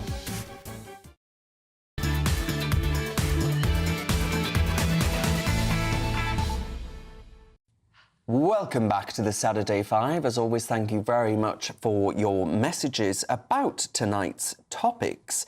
There's actually quite a fair few of you. Some of them saying, actually, your lefty is right, and I assume they mean Susie by that and not Will, because he has been a bit wet tonight. And, Wet Willie. Dave says, though, that healthy eating actually costs more. No, it doesn't. It does. Nonsense. Oh, absolutely. Going to the shop, I think it does, and that's where you've got to, like, you know, eating fruit and veg, buying a salad costs more than buying chicken and I buy chips. those pink lady apples, and sometimes they can be a pretty penny. Go for Royal Gala. Well, are they in Britain? Have I just been unpatriotic? I think I like South Africa. I've been many times. Anyway, right, I'm rattling. It's time for this.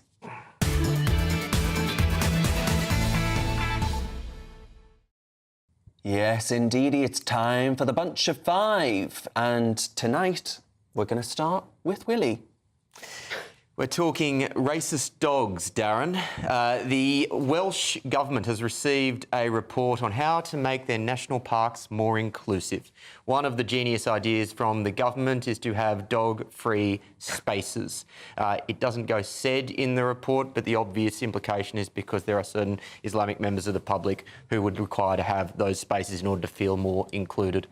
There's two ways to look at this. You can look at this as more woke authoritarianism, but I'm going to do something surprising and say no. I think the Welsh canine community has been getting away with racism for far too long. We need to put our foot down and make sure that racist Welsh dogs can't have free rein. What do you think? Well, I think it's very important to mention that the report doesn't even specify why it's come to this conclusion. That is my insinuation also, to put that out on the record. But, I mean, I'm not even saying that to be wet. It just doesn't say that. It does not specify why they've decided that certain people I think we know why they have. I think we know why they haven't said it. It leaves us all to make our own interpretations. Right, Renee, what have you got? So, you know, the left are always so keen to jump on and accuse people of cultural appropriation. Well, Keir did it this week, and he did it so badly that he got it all wrong. So we have a comparison for Diwali, where last year Rishi Sunak, who is a Hindu, had a Diwali celebration at Downing Street. It was beautiful. He didn't feel the need to put a bindi on his forehead or wear any flowers. Keir Starmer did it this year, and not only did he put a bindi on his forehead and wear some flowers, he ordered meat and alcohol for the celebration. And, of course, Hindus are vegetarian and don't drink alcohol. And we have a beautiful comparison picture of him coming up, I believe. Or maybe we don't. Could you recreate it for us, Dr. Renee? That'd be very entertaining. I wish we had it, because I'll tell you what, he looked like such an idiot. And I want to see him down the street. There it is. There you go. Look. So there's Rishi Sunak on the left there. Doing it properly. Who is a Hindu. Who is, of course, doing it properly. He should know how to do it properly, to be fair. Yes. And then there's Sir Keir Starmer looking like, I don't know, he's on his honeymoon somewhere nice. In Hawaii. So he does look like that, doesn't he? But is this racism? Should he be cancelled? Yeah, I think he should be cancelled for everything. Well, that's true. That's true. I do too. And there's someone on your last comments, Greg has written in, and Greg says Willie likes dogging. The dogs, to be clear, I mean, the dog's been banned. You're against the ban, Will, yeah? Yeah. So that viewer is right. Won't touch that one. And what have I got for you? Well, that's a very good question. I'm hoping viewers at home will know. I've got this for you, and I think I've got an image to show on the screen right now. So, I don't know if viewers that follow me on X will be, unless you've left it like Susie in a strop. No, she hasn't actually left it yet. Give her time. So I says, look at the share price of Boots, which is owned by an American group, since their Christmas ad came out with the terribly white, you'll remember this. This is an actress here. She's in something called Bridgerton, which apparently is on Netflix. It's terribly woke. But anyway, she says that the balcony during the coronation is terribly white. And I called her a race-baiting actress. And look at this, people power, my friends, because that share price is plummeting faster than Renee's ability to breathe with a cold. And also, it's plummeting faster than Sir Keir Starmer's popularity ratings. I'll tell you that much for free. It's people power. Go woke, go broke. Susie, you'll be shopping at Boots still, I presume? You're not bothered by the fact that this actress says that the royal family are terribly white? Can you imagine if I went over somewhere and said something was terribly black? But they also had an ad, Santa Claus is a lazy white bloke. Hang on, I want to answer for me, look, there's a bigger debate about the royal family, which none of you are going to like me saying, but I'm a little bit like, why are they there anyway? Now, listen, I know you're going to hate me for saying this. I would keep them, but we have to ask the question, sorry, 200 years ago, someone chopped someone's head off, and that's why they're there. They're not more special special than you? Why are you not the royal family? They are. No, they're not. They're not. There's no logic to it. You've got to think about the logic. No, they're there. Because what? I believe in the divine right. Do you? Okay, that's interesting. Do you believe in God? Yes, I do believe in God. So do I. I don't think you put them there. Renee, I wonder, you were about to say there that actually... Yeah, so they had Santa Claus, who was a black woman, Mrs. Santa Claus. In the advert. In the ad, a black woman.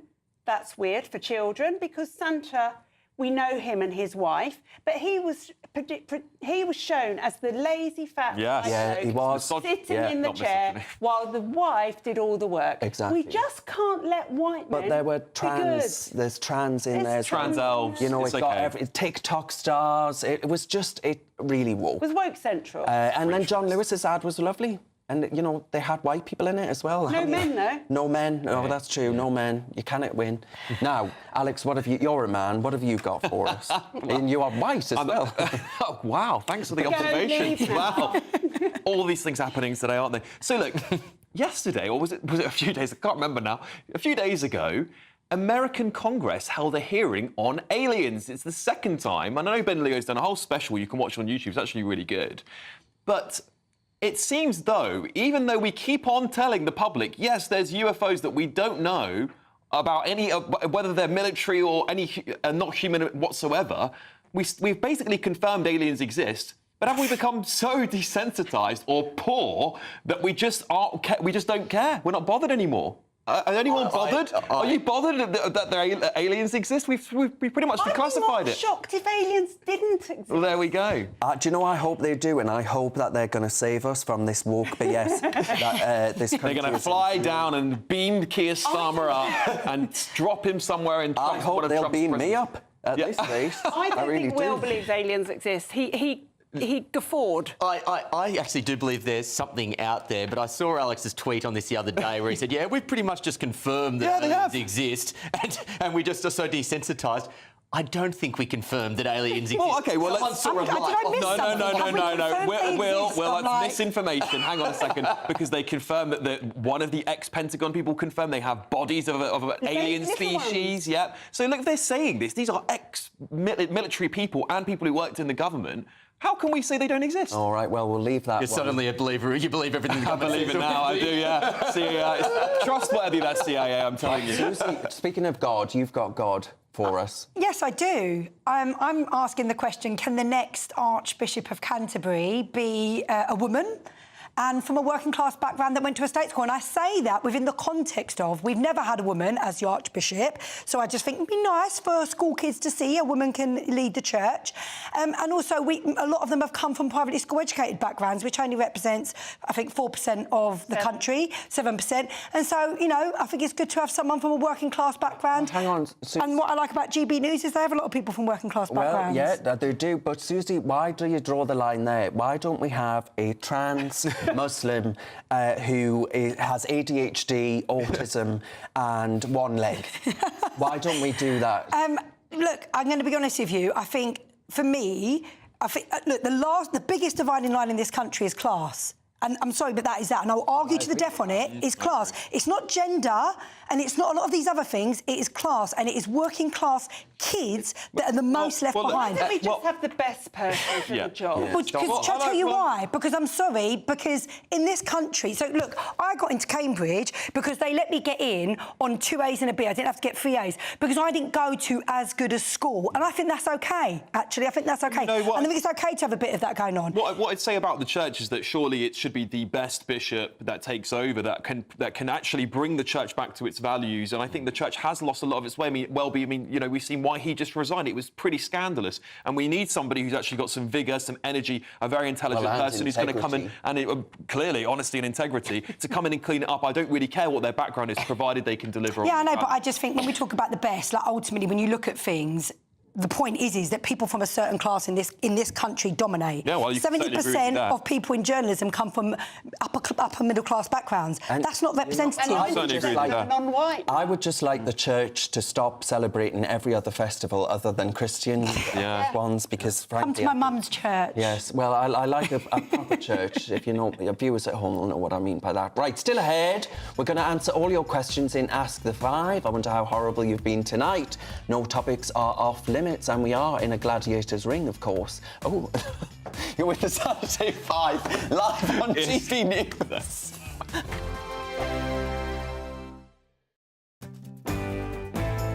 Hello there, I'm Eamon Holmes. Thank you for joining us on GB News, Britain's news channel. This is Britain's Newsroom, where your voice matters. It's just astonishing. With expert analysis and honest opinion, we don't just keep you informed. We bring you unique perspectives you won't see anywhere else. Can't argue with any of that. When the news happens, it happens here. On Britain's Newsroom, weekdays from 9:30 a.m. Only on GB News. GB News Breakfast, every day from 6 a.m. Millions are struggling to stay warm with the wet weather, the cost of living and, of course, cuts to fuel payments. Yes, winter is fast approaching, so it's crucial to find cost-effective ways to save on your energy expenses while staying reasonably warm. So joining us to provide advice on heating your home, or at least staying warm somehow, is one of the leading voices on lowering energy bills, Nick Miles. And you are very welcome in here this morning. I mean, a lot of people say, well, in the olden days, you just used to put on an extra jumper. But actually, it's more serious than that, isn't it? What is the best way, the most cost-effective way to keep your home warm? Some of the bigger things is we need to do more things on insulating our properties, but actually sometimes, it can be simple things like turning down a thermostat. Those that have got the luxury of being able to afford energy bills and keep their homes on the thermostat a bit too high. If you just turn it down by 1 simple degree, as long as you keep it between 18 and 22 degrees, can save up to 5 to 10% of your energy bill. So that's a kind of a very simple way of doing things, but it can be other little tips and tricks you can do as well. Yeah, I was going to say, because I always get it when people say about this, but like 18 degrees is not warm for a house. No, and it's twofold actually. It's that kind of relative temperature, but also it's the kind of drafts and things you have in your house. So it's the comfort factor. So what we have a lot of old properties in our country. You've got some 8 million hard-to-treat properties built before World War II that have got poor insulation, but also very, very drafty. So it's the temperature and it's the kind of the draftiness of them that kind of keeps us uncomfortable. GB News, the People's Channel.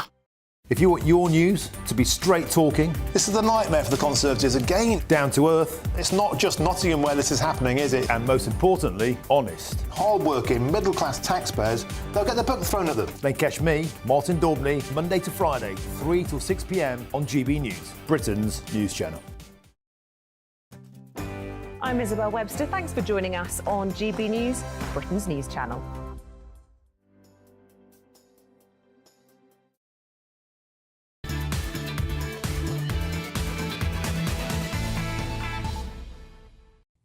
A very warm welcome back to the Saturday 5 to all of our viewers and listeners. As always, thank you very much for your emails and messages about tonight's topics.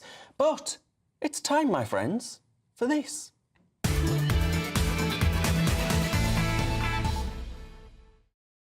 Yes, indeedy. I mean, Susie mentioned earlier the hate-filled bile that she gets on Twitter. It's nothing compared to the hate-filled bile that you people email in for our Ask the Five. I know what you're like at home. Now, let's see what you've got for us this week. Here's the first one. The first one says, what do you guys think of Starmer's decision not to meet the farmers today? Personally, I think he should grow a pair. That's from Tony, and that's via X. Tony, that's a very good question. Will?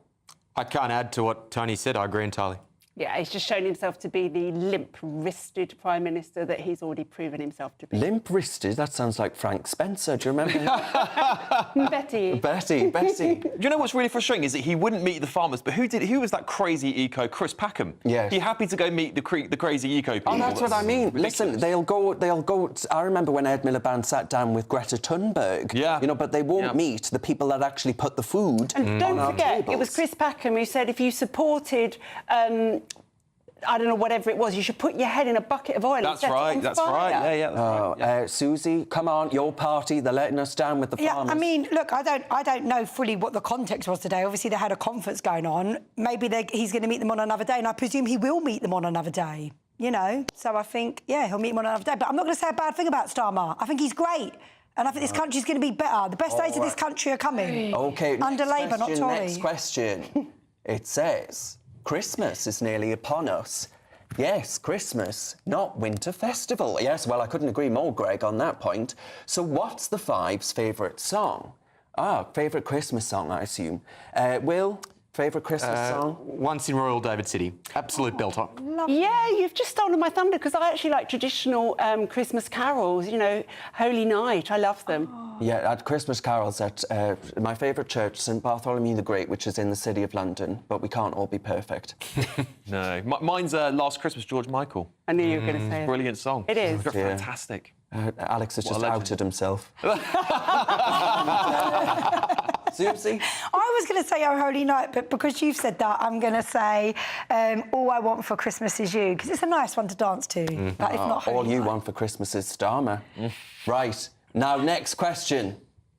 This is from... Oh, I don't know who it's from. A mystery. It says, what's your go-to pickup line?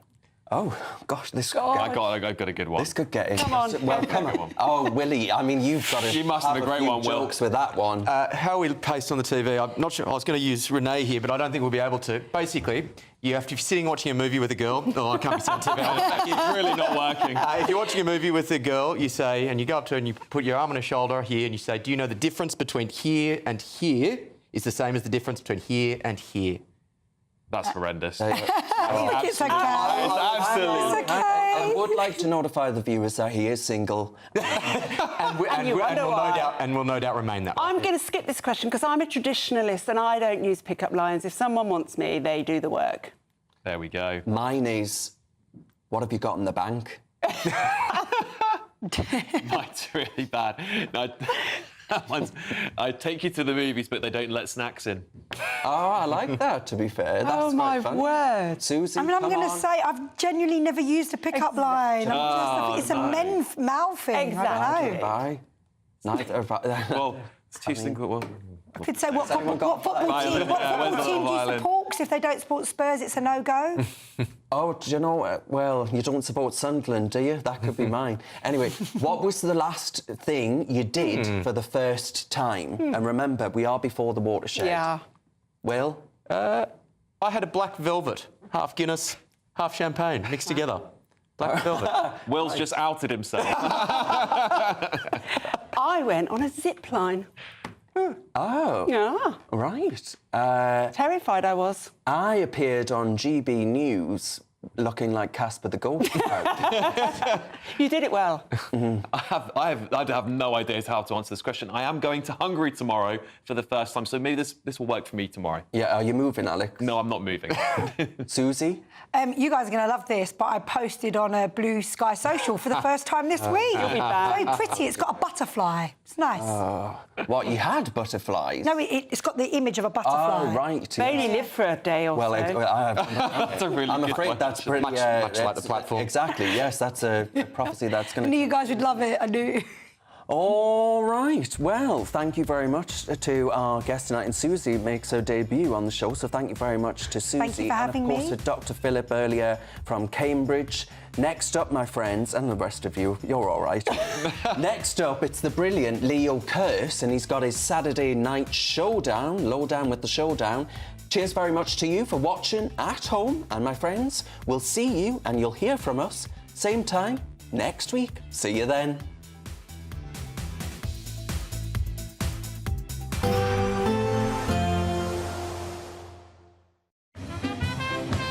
There will be a light breeze in the morning, leading to a warm front. Boxed heat pumps, sponsors of weather on GB News.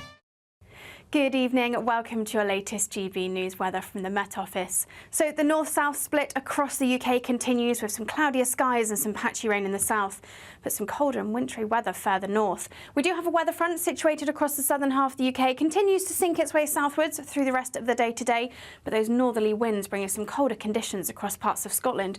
We'll continue to see showers across the north and the west, and these likely to turn to snow and sleet over any high ground.